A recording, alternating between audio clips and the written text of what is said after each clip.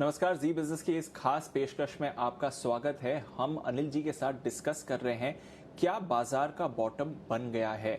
पिछली गिरावट में हमने देखा कि लगभग 7,500 के आसपास बाजार गिरा।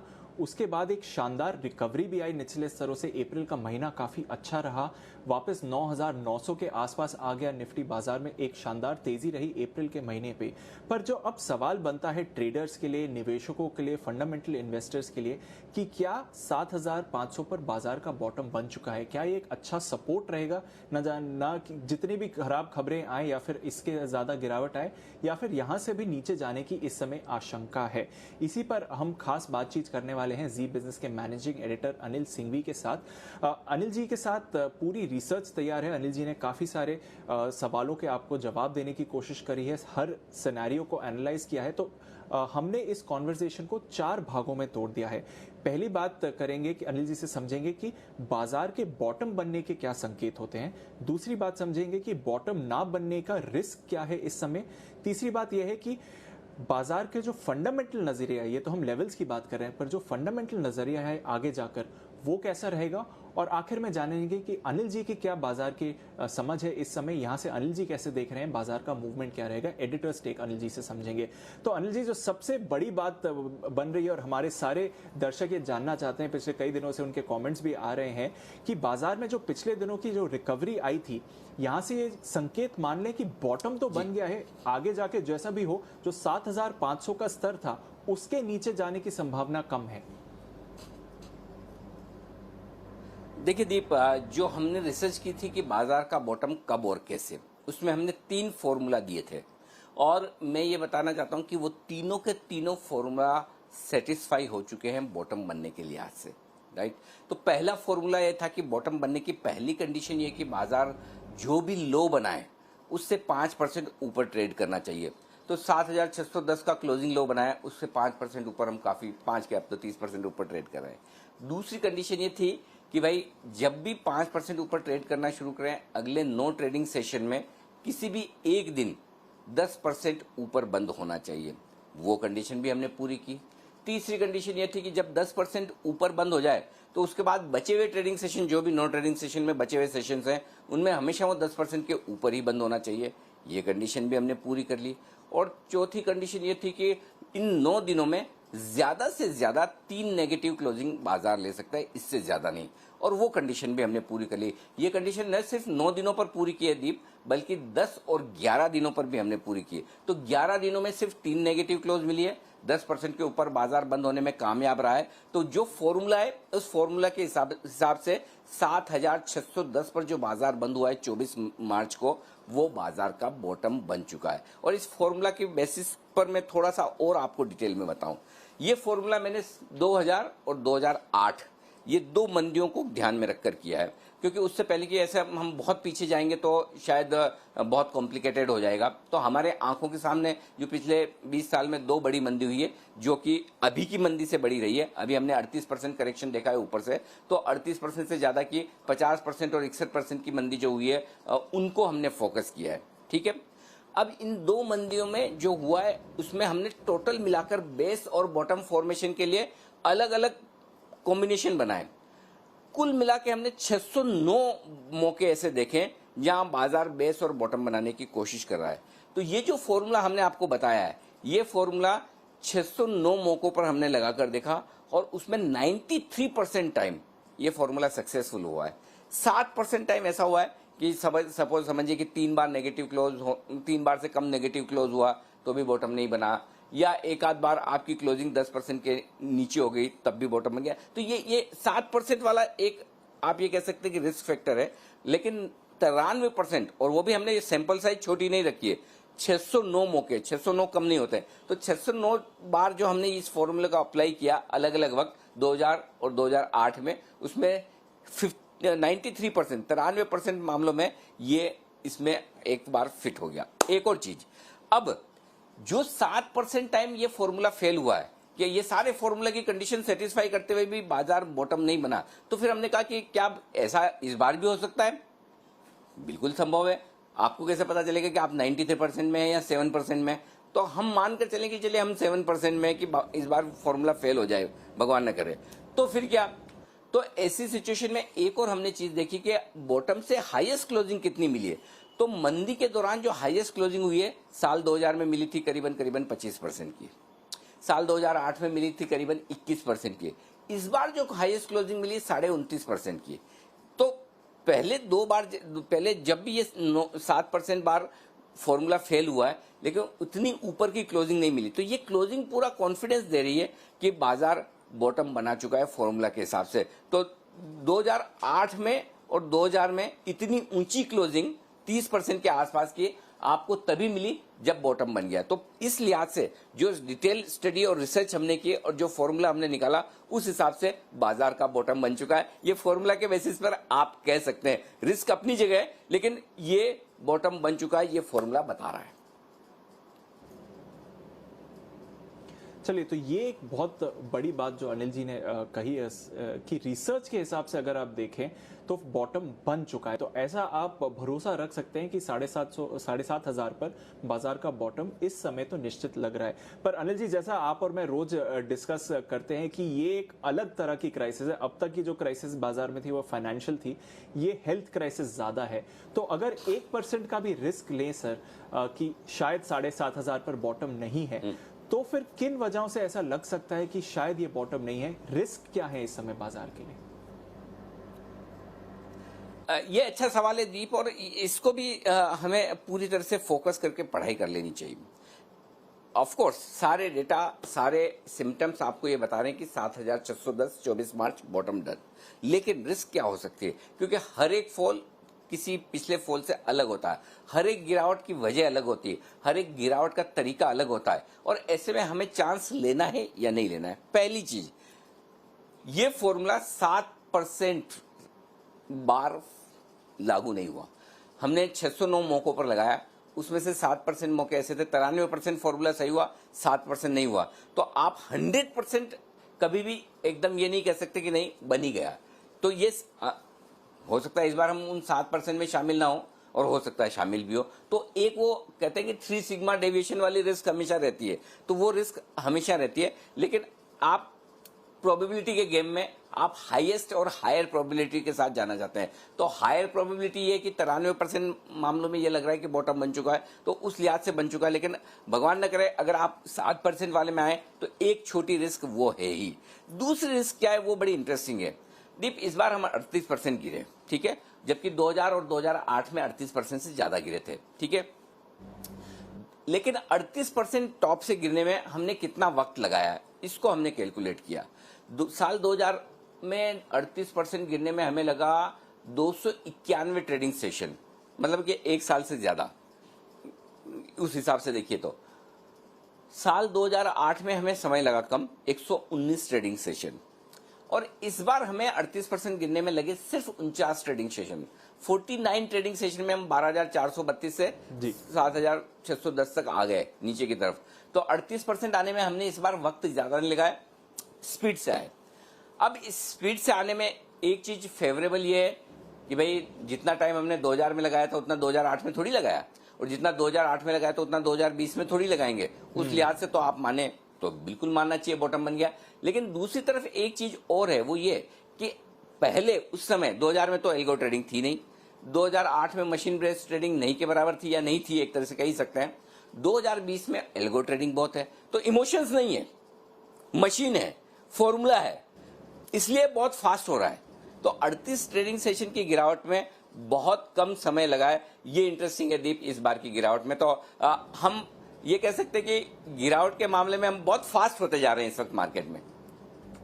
बिल्कुल। तो एक जो मशीन फैक्टर है वो इस बार यूनिक है, जो पिछली 2 डेटा में नहीं रहा, पर हाँ एक ट्रेंड आपको क्लियरली एस्टैब्लिश होता हुआ दिख रहा है। तो सर अब जो इस डिस्कशन का सबसे बड़ा फैक्टर है उस पर आते हैं। फंडामेंटल्स की बात करें, अभी तो हम थोड़ा मैथमेटिकल कैलकुलेशन कर रहे हैं, ट्रेंड्स की बात कर रहे हैं, पर क्योंकि इस बार की क्राइसिस थोड़ी अलग है, फंडामेंटल्स की बात करें तो ये जो अभी रिकवरी हुई है उस पर कितना भरोसा करना चाहिए? आगे का जो ट्रेंड बन रहा है वो आपको कैसा दिख रहा है सर? देखिए, अब इस रिकवरी पर और बॉटम बनने पर कितना भरोसा करना है, इस पर कुछ ऐसे मुद्दों पर हम बातचीत करते हैं जो हमने अब तक नहीं की। पहली चीज, सबसे बड़ी बात, कई बार ये होता है कि एक आम धारणा है कि कि अगर निफ्टी 27-28 के पी मल्टीपल पर पहुंच गया तो टॉप बनाता रही। एक बार नहीं, कई बार हो चुका है, कम से कम 4-5 बार तो हम देख चुके हैं 27-28 का पी मल्टीपल आया, टॉप बन गया और वहां से आगे पीछे गिरते ही गिरता है, और वो हुआ, इस बार भी हुआ है। दूसरी एक आम धारणा है कि जब बाजार का बॉटम बनता है तो निफ्टी का पी मल्टीपल होता है 10 से 12 के आसपास, 10, 11, 12 के आसपास, 13 के आसपास। इस बार ऐसा नहीं हुआ है दीप, क्योंकि साल 2000 में जब बॉटम बना था तो वो बॉटम बना था तब पी मल्टीपल था 12 का, ठीक है। साल 2008 में जब बॉटम बना तो पी मल्टीपल था सिर्फ 11 का। इस बार जब हमने 7610 के आसपास बॉटम बनाया अभी तक का जो है, तब पी मल्टीपल था 17 का। इसका मतलब क्लियर कट है कि वैल्यूएशंस के लिहाज से बॉटम बनने के लिए जितना बाजार को गिरना चाहिए वो नहीं गिरा है, ये चीज ध्यान में रखिए। देखिए, और आपको याद होगा उस समय जब हम बात कर रहे थे, मैं कहता था कि 6200 6500 भी आ सकता है अगर 7500 के नीचे बाजार ट्रेड करना शुरू करे, तो उस समय वो पैरामीटर वैल्यूएशन का था। अब वैल्यूएशन आप दो तरीके से देखते हैं, एक ट्रेलिंग पुराना वैल्यूएशन जो पुरानी कमाई है उसके बेसिस पर भी आपके बाजार 7610 पर बॉटम नहीं बनाते हैं।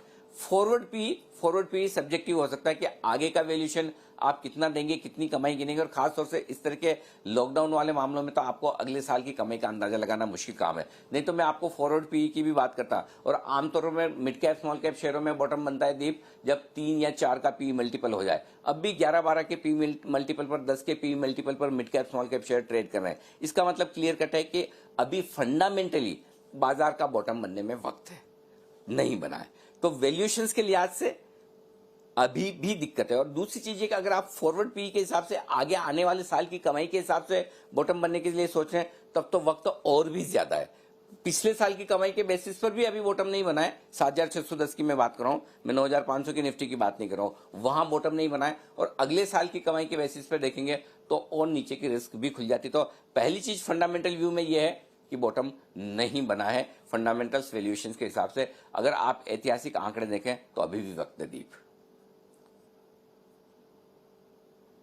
बहुत बड़ी बात कही आपने अनिल जी की फॉर्मूला एक चीज जरूर दिखा रहा है और फॉर्मूला पे आप भरोसा भी कर सकते हैं जिस तरह का सक्सेस रेट है, पर फंडामेंटल्स पे देखें तो बाजार अभी भी महंगे लग रहे हैं, फंडामेंटल्स हिसाब से बॉटम नहीं बना है। एक दूसरी बात है सर, क्योंकि मार्केट्स हमेशा थोड़ी फॉरवर्ड लुकिंग होती है, आगे का जो मूवमेंट है उसको प्राइस इन करती है, तो बहुत सारी बातें हो रही है कि एक वी शेप्ड रिकवरी होगी, जितनी तेज इकोनॉमी की बात कर रहा हूं, जितनी तेज गिरावट हुई है उतनी तेज रिकवरी होगी, उससे बाजार में भी वैसी रिकवरी आएगी।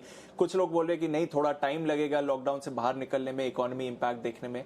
आप किस तरह की रिकवरी देख रहे हैं जहां तक इकोनॉमी का सवाल है और फिर जो उसका बाजार पर असर रहेगा? दीप, ये बेहद इंटरेस्टिंग पॉइंट है और बाजार के बॉटम फॉर्मेशन के वक्त हमें ये ध्यान में रखना जरूरी है। आज तक सुनिए, आज तक एक भी बार ऐसा नहीं हुआ कि बाजार ने वी शेप रिकवरी देके बॉटम बना दिया हो, यानी कि एक बार तेजी से गिरा और उसी तेजी से ऊपर उठा और बाजार का बॉटम बन गया। ऐसा एक भी बार नहीं हुआ। तो फिर इस बार क्यों? 7610 तक आप गिरे नॉन स्टॉप और 7610 से 900 आप आ गए नॉन स्टॉप। तो फिर वी शेप रिकवरी में तो बॉटम नहीं बनता।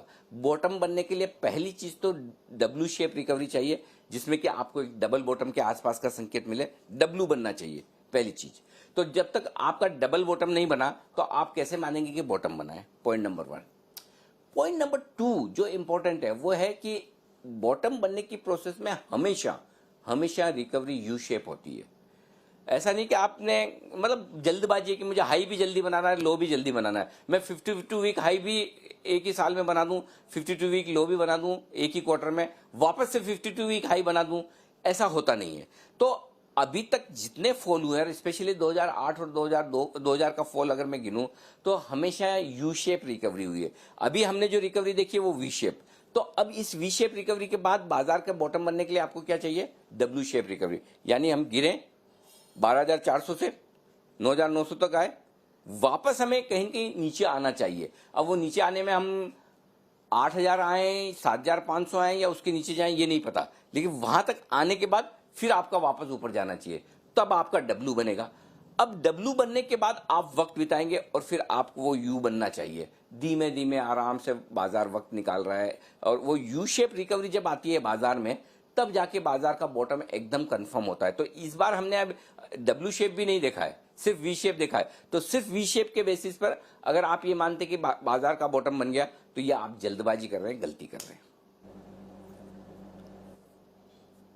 ठीक है, तो ये एक और संकेत है आपके लिए जो हमें क्लियरली दिखा रहा है कि शायद इस समय फंडामेंटल लिहाज से बॉटम नहीं बना है बाजार का।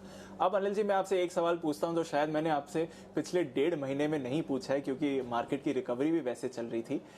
एक जो बाजार में पैनिक आता है, जो पहले जब पैनिक आया था जब कोरोना को लेकर चिंताएं हुई थी, अभी तो इकोनॉमी को लेकर वैसा पैनिक नहीं देखा है बाजार ने, तो क्या वो भी एक आना बाकी, क्या वो भी एक ऐसा संकेत हो सकता है बाजार के बॉटम के लिए? देखिए, बाजार के बॉटम और बाजार के पैनिक में एक सिंपल चीज है, बहुत कॉमन, हर बार कॉमन है। टॉप के वक्त यूफोरिया, सबको लेना है, हर भाव में लेना है और हर एक वैल्यूएशन पर लेना है। अगर निफ्टी 28 के पी मल्टीपल पर भी ट्रेड कर रहा है तो कंपनी का एसओटीपी, सम ऑफ द पार्ट्स वैल्यूएशन निकालेंगे, होल्डिंग कंपनी का वैल्यू देखेंगे, सब्सिडरी कंपनी का वैल्यू देखेंगे, कहीं कहीं से आप जस्टिफाई कर लेंगे आगे के 2 साल 3 साल को जस्टिफाई करके। वो हम सबकी आदत है, फंड मैनेजर्स हो या हम हो, इक्विटी एनालिस्ट हो या कोई भी हो, सबकी आदत है कि आप फॉरवर्ड पी को जस्टिफाई करेंगे और ये बताएंगे नहीं नहीं यार ये कोई दिक्कत नहीं, महंगा कुछ नहीं है, सब ठीक है। तो वो यूफोरिया होता है। बाजार के पैनिक के वक्त, बॉटम बनते वक्त सबको बेचना होता है, किसी को लेना नहीं है। मार्जिन कॉल्स धड़ाधड़ ट्रिगर हो रहे हैं एक के बाद एक, मतलब डिफॉल्ट्स हो रहे हैं, सबको बेचना है, खरीदना किसी को नहीं है। म्यूचुअल फंड रिडम्पशंस हो रहे हैं। इंसिडेंटली इस बार बॉटम के वक्त ऐसा कुछ नहीं दिख रहा।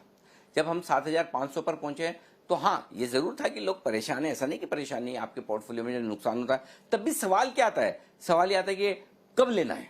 अब इसमें एक चीज ये भी हो सकती है दीप, कि हमने काफी लोगों को पहले कहा कि नहीं लेना है या निकल जाना है, नहीं फंसना है, तो हो सकता है काफी लोग निकले हों और उस हिसाब से कैश हो। लेकिन फिर भी मैं ये समझता हूँ कि हम कितने लोगों को बोल देंगे, कितने लोग अमल कर लेंगे और कितने लोग उस पर कैश पे बैठे होंगे। लेकिन उसके बावजूद इस बार वो पैनिक नहीं है कि मैं 7,500 पर लोग पूछे कि मैं बेच दूं क्या, 8,000 पे पूछे मैं बेच दूं क्या, मुझे लेना है, कब लेना है, इस तरह की इंक्वायरी ज्यादा है। तो जब तक ये ऑप्टिमिज्म है, जब तक ये पॉजिटिविटी है, जब तक लोगों में ये है कि नहीं इक्विटी से पैसा बनेगा।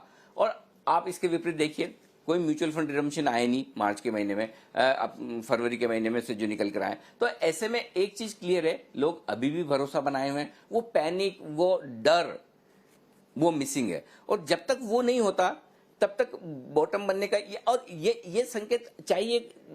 मतलब फॉल किसी भी वजह से हो, 2008 का क्राइसिस हो या 2020 का ये क्राइसिस हो, 2000 का क्राइसिस हो, क्राइसिस कोई भी रहने दो, जो बिहेवियर है, लोगों की मानसिकता है, हर एक बॉटम पर सेम होती है, हर एक टॉप पर सेम होती है। इसमें कभी कोई बदलाव नहीं आया। आप पिछले 100 साल के देख लें कि जब भी टॉप बनता है यूफोरिया होता है। हाँ, इसमें एक चीज दीप और जोड़नी चाहिए और वो ये है कि इस बार जब 12,400 पर आप टॉप बना रहे थे तब भी उतना यूफोरिया नहीं था कि हर एक शेयर हर किसी भी नाम पर चल रहा हो। नो डाउट यूफोरिया इस लिहाज से कॉन्फिडेंस बहुत था, लेकिन इस बार यूफोरिया वहां भी कम था कि कोई भी शेयर कैश के स्टॉक रोज 20-20% मार रहे हैं। मतलब आपने आज नहीं लिया, वो कहते हैं कि इन्वेस्ट नाउ इन्वेस्टिगेट लेटर, आज खरीद लो बाद में रिसर्च करो। वैसा माहौल 12,400 पर भी नहीं था, तो वैसा माहौल 7,500 पर भी आपको नहीं दिखा। लेकिन फिर भी एक चीज कह सकते हैं कि जो बॉटम बनने के लिए एक पैनिक दिखना चाहिए, लोगों में चिंता, या लोग ये करेंगे नहीं नहीं आज के बाद मुझे तो इक्विटी मार्केट में आना ही नहीं है, इस तरह का जो माहौल होता है ना, वो माहौल मिसिंग है।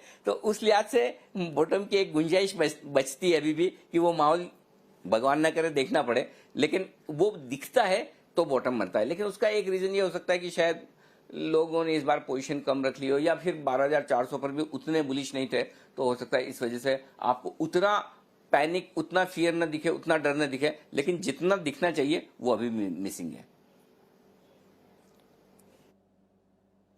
ओके, तो उतना पैनिक जितना दिखना चाहिए वो अभी भी मिसिंग है।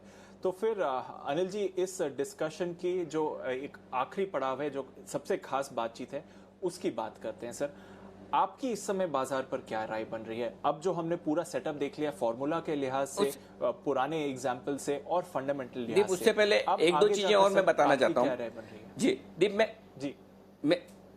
मैं अपनी राय दूं उससे पहले एक दो चीजें और मैं बॉटम से रिलेटेड जो है उन्हें मैं हाईलाइट करना चाहता हूं। पहली चीज, 2008 और 2000 के वक्त से अगर आप इकोनॉमिक ग्रोथ को इस वक्त देखेंगे ना, तो हमारी इकोनॉमिक ग्रोथ इस बार ज्यादा कमजोर है पहले के मुकाबले में।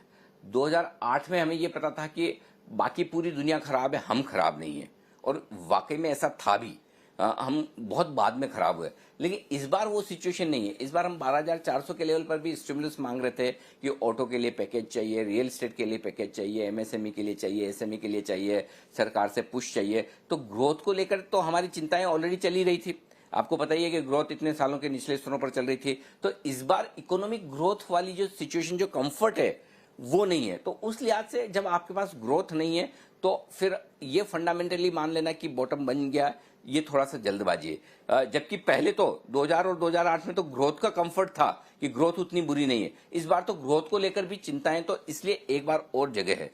एक और चीज, बाजार का टॉप या बॉटम बनने के लिए एक चीज बहुत जरूरी है कि जहां एकदम फ्री ट्रेड हो, जिसको जितनी लॉन्ग पोजीशन बनाए नहीं बनाए, जितनी शॉर्ट बनानी है बनाए। हालांकि इस बार भी कहीं कोई रेस्ट्रिक्शन नहीं है कि आपकी लॉन्ग या शॉर्ट पर है, लॉन्ग पे तो कभी था ही नहीं, शॉर्ट पे लेकिन रेस्ट्रिक्शन भले ना हो। लेकिन एक चीज जरूर हुई है इस बार, वो ये कि आपने मार्केट वाइड पोजिशन कम कर दी। इंडिविजुअल अकाउंट्स में एक लिमिट से ज्यादा आप शॉर्ट नहीं कर सकते हैं। जो एफआईज है उन्हें अपने पोर्टफोलियो के सामने शॉर्ट करना है। तो कुछ कुछ रेस्ट्रिक्शंस ऐसे सेबी के आए जिससे कि बाजार में अननेसेसरी पैनिक ना हो या सेलिंग ना हो। लेकिन उससे एक चीज जो होती है वो ये कि बाजार को जिन लेवल पर जाकर पैनिक बॉटम बनाना है, आप शब्द समझिए, बॉटम नहीं, पैनिक बॉटम, वो पैनिक बॉटम शायद बन नहीं पाया क्योंकि आर्टिफिशियल रीजन से थोड़ी बाजार की गिरावट रुकी है। शायद वो नहीं होते तो हो सकता है बाजार और गिरते। वही मार्जिनिंग सिस्टम रहता, वही market wide open position limit रहती, तो हो सकता है बाजार और गिरते। तो ये 2 पॉइंट और डीप ऐसे हैं जो मैं बताना चाहता हूं कि इस बार बाजार में शॉर्ट्स भी थोड़े कम बने कंपैरेटिवली, जितने हर बार बनते हैं। और इस बार इसीलिए रिटेल का पार्टिसिपेशन भी शायद थोड़ा कम रहा कंपैरेटिवली। और जो बड़े ट्रेडर्स का या एचएनआई इन्वेस्टर्स का पार्टिसिपेशन रहा वो एल्गो ट्रेडिंग के जरिए ज्यादा रहा। तो एल्गो ट्रेडिंग में क्या है, ह्यूमन टच नहीं है, आपका इमोशन है नहीं। मशीन ने बेचा, मशीन ने खरीद लिया, मशीन ने स्टॉप लॉस ट्रिगर कर लिया, मशीन ने प्रॉफिट बुक कर लिया। तो ये दो पॉइंट और इंपॉर्टेंट है जो आपको ध्यान में रखनी है बॉटम के लिहाज से। जी दीप। ओके, सो 2 और पॉइंट, जो आर्थिक स्थिति थी उसका कंपैरिजन और जिस तरह का फंडामेंटल और ट्रेडिंग सेटअप था वहां पे जो डिफरेंस है। पर आपकी क्या राय बन रही है सर, अब यहाँ से आगे जाकर किन अहम स्तरों पर ध्यान रखना चाहिए, कौन से ऐसे ट्रिगर्स होंगे जिसकी तरफ से बाजार का मूवमेंट आएगा दोनों डायरेक्शंस में? दीप देखिए, मैं लगातार पिछले महीने भी आपको कह रहा था कि जब बाजार रिकवरी दे रहा है तो आपको 9,800 10,150 ये टारगेट रेंज रखनी चाहिए। और मैंने तो कहा भी था कि 10,000 के आसपास आएगा तो मैं खुद अपने पोर्टफोलियो पर प्रॉफिट बुक करूंगा, और वो मैंने किया भी कुछ हद तक, कुछ और भी करूंगा अगर बाजार ऊपर आएगा तो। अब इसका मतलब ये नहीं कि 10,150 के ऊपर बाजार नहीं जा सकता, हो सकता है 10,500 हो जाए, हो सकता है थोड़ा और ऊपर चला जाए। लेकिन पॉइंट ये कि इन लेवल पर, इस रेंज के आसपास आपके लिए तेजी करने के लिए रिस्क रिवॉर्ड रेशियो फेवरेबल नहीं है। तो आप उछाल का इंतजार कर रहे हैं। बाजार देखिए, एक तरफा तेजी से गिरा है मार्च में, एक तरफा तेजी से बढ़ा है अप्रैल में। अब एक तरफा तेजी या मंदी होना मुश्किल है, आपको दोनों तरफ मौके मिलेंगे। तो आपको हायर लेवल पर 10,000 के आसपास, अब 200-500 पॉइंट का एग्जैक्ट अंदाजा लगाना मेरे बस की बात नहीं है, लेकिन इसलिए मैं आपको रेंज दे रहा था कि 9,800 10,150। और 10,150 की इंपॉर्टेंस भी मैं आपको बता दूं, जो 12,432 से आपने पहला बड़ा करेक्शन दिया 8,555 तक का, वहां से जो पहली रिकवरी आई वो 10,155 तक आई थी। तो मैं उस रेंज को ट्रेड कर रहा हूं। तो 10,150 10,000 के आसपास कहीं न कहीं एक बार की बाजार बॉटम बनाने के, टॉप बनाने की कोशिश कर सकता है। अब उस प्रोसेस में स्टॉप लॉस ट्रिगर करने के लिए आज से हो सकता है वो 10,400 500 तक चले जाए, या हो सकता है 9,800 9,900 से ही घूम जाए। इसका अंदाजा लगाना थोड़ा सा मुश्किल काम है। इसीलिए मैंने कहा 9,800 10,150 मेरे लिए वो रेंज है जहां पर मैं कहूंगा कि प्रॉफिट बुक करिए, अपनी इक्विटी पोर्टफोलियो को हल्का करिए। जिन स्टॉक्स में आपको फायदा हो रहा है वो तो पक्का प्रॉफिट बुक करिए। जिन फंड्स में आपको फायदा हो रहा है प्रॉफिट बुक करके आराम से बैठिए। जहां नुकसान हो रहा है, रीजनेबल नुकसान है, आपको लगता है या फिर उस फंड की या फिर स्टॉक की क्वालिटी कमजोर है, वहां पर भी निकल जाएं। अब आइए कि नीचे कितना जा सकते हैं, ये इंपॉर्टेंट है। अगर आप 10,000 के लेवल पर बेच रहे हैं तो बेच इसीलिए रहे कि वापस आपको एंट्री करनी है। ये चीज ध्यान में रखिए। एंट्री करने के लिए सबसे पहले इंपॉर्टेंट लेवल पर आपको ध्यान रखना है वो है 8,800 9,000 की रेंज। ये 200 पॉइंट की रेंज है। यहां बाजार इंपॉर्टेंट सपोर्ट लेगा। अगर यहां पर सपोर्ट लेकर रुक जाता है तो एक बार फिर से आपको 10,000 10,500 तक आते हुए दिख सकता है। लेकिन अगर इन लेवल्स को तोड़ता है बाजार, जिसकी संभावना है, जो मैं मान के चल रहा हूं कि शायद तोड़ना चाहिए, इसलिए मैं आपको 10,000 10,500 9,800 पर प्रॉफिट बुक करने के लिए कह रहा हूं। तो मुझे लगता है 8,000 8,300 ये एक रीजनेबल टारगेट नीचे की तरफ का बनता है। वहां पर हम देखेंगे कि क्या पैसा वहीं पर सारा डाल देना चाहिए, कितना डालना चाहिए, या 7,500 का इंतजार करें या उसके नीचे का भी सोचें। ये तब किस तरह की सिचुएशन बनती है, कोरोना को लेकर, चीन अमेरिका को लेकर, हमारी इकोनॉमिक रिकवरी को लेकर, ढेर सारे फैक्टर्स होंगे। वो जब जब जैसे जैसे लेवल्स आएंगे हम उस पर फोकस करेंगे। लेकिन इतना लगता है कि 8,000 8,300 की रेंज पहला अगला सपोर्ट होगा, जहां पर हम सोचेंगे कि अब पोर्टफोलियो में एंट्री कब करनी है। एक और चीज जो कहना चाहता हूं दीप, वो ये कि इस सारी प्रोसेस में आपको कमजोर क्वालिटी के मिड कैप शेयरों में, स्मॉल कैप शेयरों में बहुत सावधान रहना है। 25, 50, 100 रुपए वाले जो शेयर, ऐसे सेक्टर्स जिन्हें कोई फंड्स नहीं लेता, वहां पर आपको सावधानी रखनी बहुत जरूरी है। क्योंकि वहां पर अगर आपने गलत स्टॉक्स चूज कर लिए या ऊपर के दाम पर आपने ले लिए, तो हो सकता है आपको कई महीनों तक, कई सालों तक वापस वो भाव आते न दिखे, और तब आप इक्विटी मार्केट को दोष देके कहेंगे कि अरे मैंने गलत जगह पैसा डाल दिया है, गलत स्टॉक में डाल दिया है, गलत वक्त एंट्री हो गए। तो मेरा ये मानना है कि कमजोर क्वालिटी के mid cap, small cap share या फिर ऐसे सेक्टर्स जहां पर फंड्स का इंटरेस्ट नहीं है, मुझे लगता है कि वहां पर आपको ज्यादा सावधान होने की जरूरत है। तो ये आपके लिए रियलिस्टिक अप्रोच होनी चाहिए बाजार के लिहाज से। तो मुझे लगता है कि बाजार आपको मौके देगा। अब इतना बढ़ने के बाद रिस्क रिवॉर्ड रेशियो फेवरेबल नहीं है। अब जैसे जैसे जब जब ऊपर आए आपको डिसाइड करना है कि निकलना चाहिए। देखिए, और ये मेरा व्यू है, हो सकता है सारे लोग मेरे व्यू से सहमत ना हो, सबका अपना व्यू होता है। अगर आपका मेरा व्यू मिलता है और आपको लगता है कि नहीं मैं जो बात कर रहा हूँ वो सेंसिबल है, तो आप फॉलो कर सकते हैं। आपको लगता है नहीं मेरा व्यू अलग है, तो डेफिनेटली आप अपने व्यू के साथ रहें, क्योंकि अल्टीमेटली पैसा आपका है, पोजीशन आपकी है, मुनाफा या नुकसान दोनों आपका है। तो अल्टीमेटली आपका इंडिविजुअल अपना खुद का कॉल होना चाहिए। लेकिन मेरा ये समझना है कि अब ऊपर के लेवल पर आपको हकीकत जो आती हुई दिखेगी वो उम्मीद के विपरीत होगी, और उस लिहाज से थोड़ा थोड़ा प्रॉफिट बुक करेंगे तो ठीक रहेगा। बिल्कुल, तो जिस तरह अनिल जी ने 7,500 के आसपास आपको बोला था कि इस समय आपको बाजार में पैसा निवेश करना चाहिए, अपने सबसे बड़ा निवेश इस लेवल पर जाना चाहिए, अब राय ये है कि यहाँ पर आप प्रॉफिट बुक करिए और रिस्की स्टॉक से तो आप बाहर ही रहिए। एक और छोटी सी चीज, यही बड़ी बात है जी सर। एक और छोटी सी चीज दीप ऐड करना चाहता हूं, एक और छोटी सी चीज ऐड करना चाहता हूं, वो ये कि जो बहुत एग्रेसिव अगर इन्वेस्टर्स हैं या एग्रेसिव ट्रेडर्स हैं, वो अगर हल्के फुल्के लॉस में भी निकलने की सोचें कि 10 साढ़े 10,000 निफ्टी आ जाता है, मुझे हल्का फुल्का लॉस है, तब भी मुझे नहीं लगता कि कोई हर्ज है। अगर आप थोड़ा सा लॉस लेकर आप इंतजार कर सकते हैं। एक सिंपल चीज आप देखिए ना, अगर वॉरेन बफेट साहब के पास 125 बिलियन डॉलर पड़े हैं, दुनिया के सबसे बेहतरीन इन्वेस्टर हैं, उन्हें जल्दी नहीं है पैसा लगाने की, तो फिर आपको और मुझे क्यों है? सिंपल चीज है। तो अगर पैसा पड़ा है तो आपको कूदना नहीं चाहिए, तो अरे मेरे पास पैसा पड़ा, कब डालूं, क्यों नहीं डालूं। आराम से ये बाजार मौके देगा, टाइम वाइज करेक्शन भी देगा, हो सकता है प्राइस वाइज करेक्शन भी और दे। तो आप हड़बड़ी मत कीजिए, जल्दबाजी मत कीजिए, अपने भाव से, अपने लेवल से, अपने वक्त पर पैसा लगाइए। मेरा ये समझना है कि ये 2020 का साल ऐसा है जब बाजार आपको आराम से मौके देगा। आराम से, जल्दबाजी मत कीजिए बस। बिल्कुल, तो ट्रेड के लिए जल्दबाजी मत कीजिए, अपॉर्चुनिटीज तो आपको हर तरफ मिलेंगी। ये है जी बिजनेस की एक्सक्लूसिव रिसर्च। बॉटम को लेकर, बेस को लेकर अनिल जी ने नई रिसर्च करी है, इस लिहाज से हम किधर हैं। आशा है कि आपकी मदद रही हो। पैसा बचाइए, पैसा प्रिजर्व करिए और उस पर जी बिजनेस पर भरोसा करिए। अनिल जी तो आपको रोज इसकी एनालिसिस देते रहेंगे। बहुत बहुत शुक्रिया अनिल जी, हमारे दर्शकों को ये नई रिसर्च और जो फंडामेंटल लिहाज से जो आपने एनालिसिस की है उसकी भी, और फॉर्मूला किधर है बॉटम और बेस फॉर्मेशन की। बहुत बहुत शुक्रिया। एक छोटा सा ब्रेक लेते हैं, खबरों का दम दूसरी साइड पर आपको देखने को मिलेगा।